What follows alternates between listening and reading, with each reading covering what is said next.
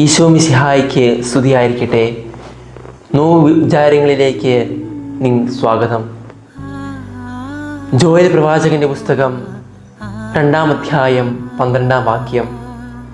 ഇനിയെങ്കിലും ഉപവാസത്തോടും വിലാപത്തോടും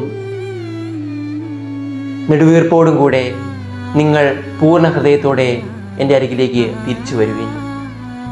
ദൈവത്തിൻ്റെ സ്നേഹത്തിൽ അകപ്പെടുവാൻ നമ്മുടെ ഹൃദയങ്ങളെ ഒരുക്കേണ്ട സമയമാണിത്.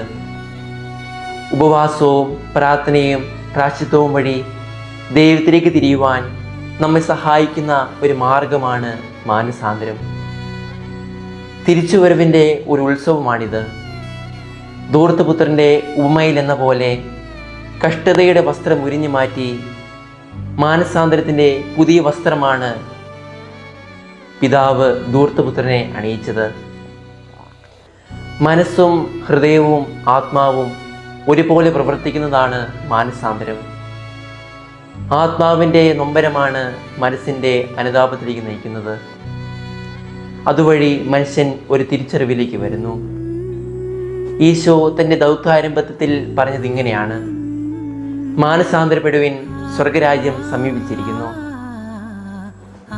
തെറ്റിപ്പോയവരെ തിരിച്ചു വിളിക്കുവാനാണ് ഈശോ വന്നത്. അതുപോലെ തന്നെ നമ്മുടെ ജീവിതത്തിലും നമുക്കെന്തെങ്കിലും തെറ്റുപറ്റിയിട്ടുണ്ടെങ്കിൽ അത് പൊറുക്കുവാനും അത് മനസ്സിലാക്കുവാനും ഒരു അവസരമാണ് ഈ നോമ്പുകാലം.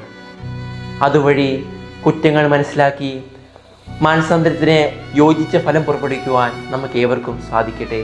ദൈവം നമ്മെ സമൃദ്ധമായി അനുഗ്രഹിക്കട്ടെ.